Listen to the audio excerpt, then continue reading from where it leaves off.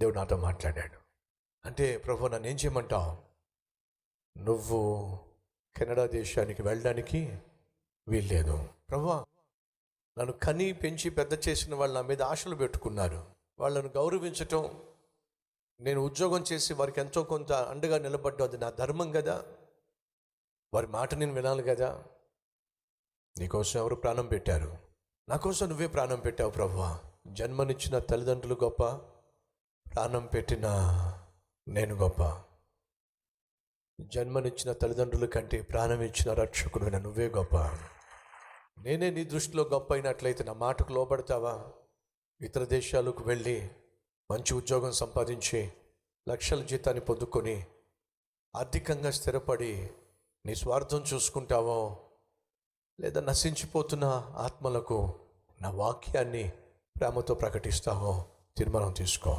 ఆ రోజు ఒక చిన్న పిల్లవాడి యవనస్తునిగా 21 సంవత్సరం వయసులో ఆ తీర్మానం తీసుకోవడం చాలా కష్టం. కానీ ఆ రోజు తీర్మానం తీసుకున్నాను. ప్రభువా, బ్రతికితే నీకోసమే బ్రతుకుతాను, నిన్నే సేవిస్తాను, సంపూర్ణంగా నా జీవితాన్ని నీ అధికారానికి అప్పగిస్తున్నాను. నువ్వు రారాజువు, ప్రభులకు ప్రభువు. నీ మాట కాదని, నీ మాట వలదని ఈ భూమి మీద నేనేం సాధించగలను? నీ మాటకు లోబడుతున్నాను, నిన్నే నేను సేవిస్తాను. మా ఇంట్లో ఉన్నవాళ్ళు, అమ్మ నాన్న, బ్రదర్స్, మా పిన్నులు, పెద్దమ్మలు అందరూ కూడా ఎంతో హ్యాపీగా ఉన్నారు. ప్రార్థన చేసి బయటకు వచ్చి ఖచ్చితంగా చెప్పేశాను, మీరందరూ నేను కెనడా దేశానికి వెళ్ళాలని ఆశపడుతున్నారు కానీ వెళ్ళటం లేదు. ఏమైంది?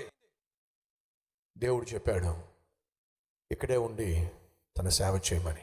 ఏం మాట్లాడుతున్నారా? నిజంగా సేవ చేయాలని ఆశపడితే ఉద్యోగం చేసుకుంటూ సాయంత్రం ఖాళీ సమయాల్లో వెళ్ళి సేవ చేసుకోరా? అంతేగాని ఇంత అద్భుతమైన భవిష్యత్తును కళ్ళారా చేతులారా పోగొట్టుకుంటానంటావేమిటి?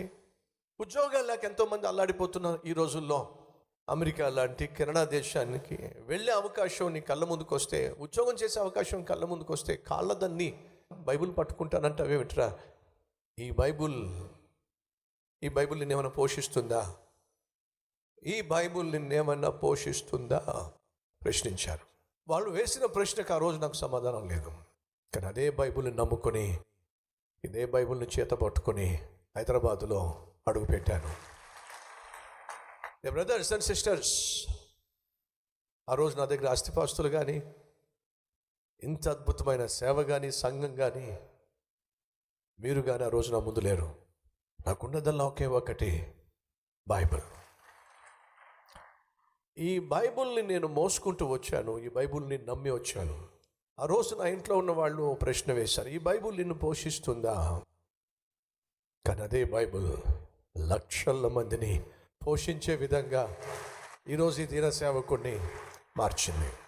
ఈరోజు కొంతమంది తల్లులకు, తండ్రులకు, వృద్ధాప్యానికి వచ్చిన వాళ్లకు ఈ చలికాలంలో ఒక కొడుకుగా నేను రగ్గిస్తున్న సమయంలో ఎంతమంది తల్లులు, ఎంతమంది తండ్రులు నా చేతులు పట్టుకుని, అయ్యా నువ్వు మా బిడ్డవయ్యా, మా కొడుకువయ్యా అని ఏడుస్తుంటే నా మనస్సు ఎంత ఆదరణ పొందుకుందో. ప్రియ సహోదరి సహోదరులు, బైబిల్ సెలవిస్తుంది, నా నిమిత్తము అన్నదమ్ములైనను, అక్క చెల్లెలైనను, తల్లిదండ్రులైనను, ఇంటినైనను విడిచిపెట్టిన వాడికి భూమి మీద అనేక మంది అన్నలను, తమ్ముళ్లను, అక్కలను, చెల్లెలను, తండ్రులను, తల్లులను నేను ఇస్తాను అని దేవుడు నాకు వాగ్దానం ఇచ్చాడు. ఆ వాగ్దానం ప్రకారం ఈరోజు ఎన్ని వేల మంది తల్లులను ఇచ్చాడో, ఎన్ని వేల మంది తండ్రులను ఇచ్చాడో, ఎన్ని వేల మంది అన్నలను, చెల్లెలను, తమ్ముళ్ళను ఇచ్చాడు. మన శరీరము చెప్పే, మన మనస్సు చెప్పే ఆలోచనలకు మనం లోబడ్డం కంటే దేవుడు చెప్పే ఆలోచనలకు, ఆయన తలంపులకు మనం మనస్ఫూర్తిగా లోబడితే, ఆయన అధికారానికి మనం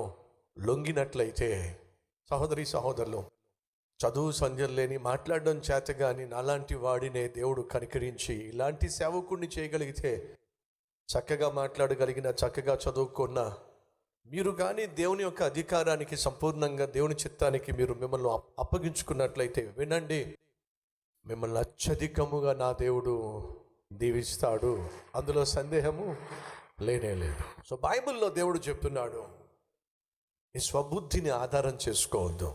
ఆ రోజు నా బుద్ధిని నేను ఆధారం చేసుకున్నట్లయితే నేను బైబిల్ పట్టుకుని బోధించేవాడిని కాదు. మరి నేను ఎవరిని ఆధారం చేసుకున్నాను తెలుసా? దేవుని మాటను. దేవుని యొక్క చిత్తానికి లొంగినట్లయితే ఆయన ఏం చేస్తాడో బైబిల్లో రాయబడి ఉంది, చూద్దాం రండి. నీ ప్రవర్తన అంతటి యందు ఆయన అధికారమునకు ఒప్పుకున్నాము, అప్పుడు ఆయన నీ త్రోవలను ఏం చేస్తాడు? ఏంటి అంటే ఇంత ఇంత ఇంత ఎంత చెప్పండి? నీ మార్గములను ఇరుకైన దారి కానరాని మార్గాల్లో దేవుడు ఏం చేస్తాడట? విశాలతను కలుగు చేసి సరళము చేసి. ఇదిగో ఈరోజు ఈ దిన సేవకుని యొక్క మార్గాన్ని ఎంత సరళం చేశాడంటే నా చేతులు చాపడానికి కూడా సరిపోనంతగా ఈ జీవితాన్ని, సేవను సరళం చేశాడు. అద్భుతం కాదు? నీ మనసు చెప్పినట్టుగా నువ్వు చేయి మాకు. నీ కళ్ళు ఏమి చూడాలనిపిస్తే వాటిని చూపించు మాకు. నీ చేతులు ఏం చేయాలనిపిస్తే అవి చేసే ప్రయత్నం చేయి మాకు. ఎక్కడికి నడవాలనిపిస్తే అక్కడికి వెళ్ళ మాకు. నీ శరీరం చెప్పినట్టుగా నువ్వు చేయి మాకు.